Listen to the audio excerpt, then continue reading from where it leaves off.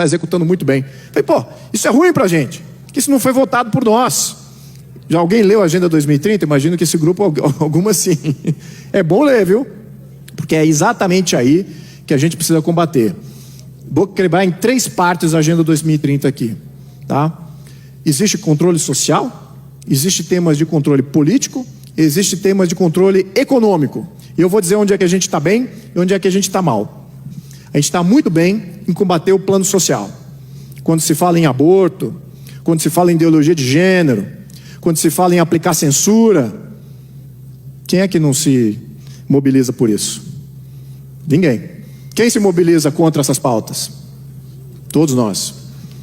Na pauta social nós estamos extremamente engajados, mas não estamos engajados em outras duas partes, que são fundamentais e que é onde eles estão acelerando muito no Brasil, que é a parte econômica, que envolve o sistema tributário, todas essas reformas tributárias que passaram, em prioridade. Vemos como é que eles gastaram dinheiro em comprando deputados para apoiar as reformas tributárias. A questão do teto de gastos, rompeu o teto de gastos, começou aí, grande compra. Depois, o CARF, que vai dar o ganho de causa sempre para o governo, toda vez que houver uma disputa com relação à tributação com qualquer empresa, qualquer indivíduo. Terceiro, arcabouço fiscal, vai dar garantia de gasto para o governo, sem limites, cheio de buracos. Quarto, reforma tributária, vai centralizar toda a arrecadação do país na mão de uma autocracia central lá em Brasília, aparelhada por corrupto e criminoso. Alguém está vendo isso? Estamos bem nesse sentido? Outro ponto, político.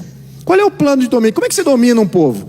Eles são minoria, é um grupo muito pequenininho, eles não têm popularidade. Mas como é que você estabelece um governo central extremamente poderoso? Uma fachada de democracia. É assim que é feito em todo o país comunista de verdade.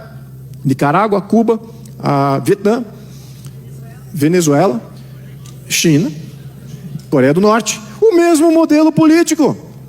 Como é que é esse modelo político? Eu já até apontei em alguns pronunciamentos ali, que eu fiz em Câmara. Você tem conselhos populares, que são municiados por lideranças criadas pelo Partido PT. O Partido PT tem uma universidade. Qual é o partido da direita que tem alguma universidade? Para formação de líder? Nada. Para formação de pauta? Nada. O PT tem. Há vários anos, décadas. Formação de líder, formação de líder, formação de líder. Os conselhos populares pegam esses líderes. Os conselhos populares vão para uma Assembleia Nacional.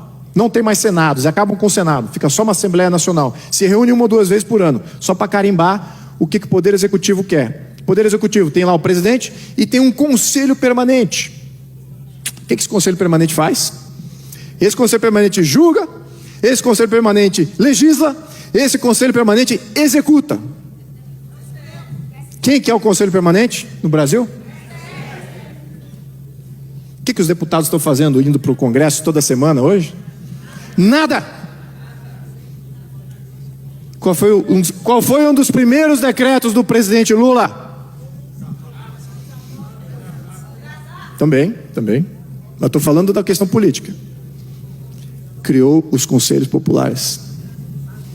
Então, meus amigos, para esse grupo, via STF, transformar o modelo político brasileiro em um modelo comunista, é algumas vírgulas.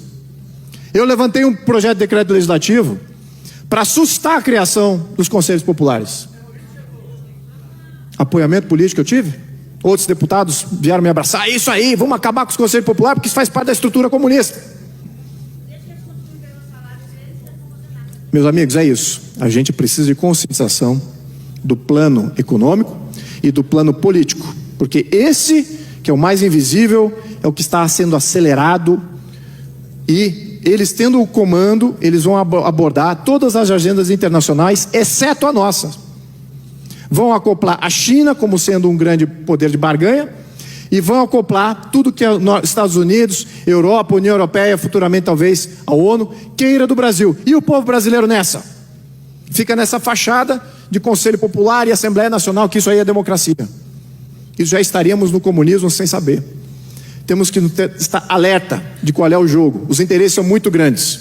Existem trilhões de dólares, não só no Brasil potencial, para controle, mas também de fora, corrompendo e cooptando os nossos legislativos, o nosso executivo, o nosso judiciário. Temos que entender qual é o plano para podermos combater. Mas qual é a esperança que eu tenho? Só existe uma maneira da gente sair disso. Uma. População na rua. Só existe isso. Muito bem, Luiz Felipe. Tenho certeza absoluta que eles gostaram tanto do teu conteúdo que quando eu apareci ali disseram: ah, não. Pessoal, isso é bullying, tá? Só para deixar claro. Luiz, muito obrigado. Obrigado, viu? obrigado. Olha, muito obrigado por compartilhar agora da agonia que eu sinto todo dia.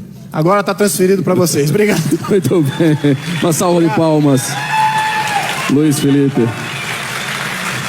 O globalismo existe, é uma coisa concreta. Ele é composto pelo Great Reset do Fórum Econômico Mundial, pelo projeto hegemônico da China, pelo programa de manipulação e conquista da América do Sul pelo Foro de São Paulo e outros elementos. E esses elementos eles atuam uns em benefício dos outros, sempre, principalmente através do controle da linguagem, porque o controle da linguagem é o controle do nosso pensamento. Então nós estamos tendo o nosso pensamento reprogramado, e essa reprogramação vai contra a nossa liberdade, vai contra a essência do ser humano.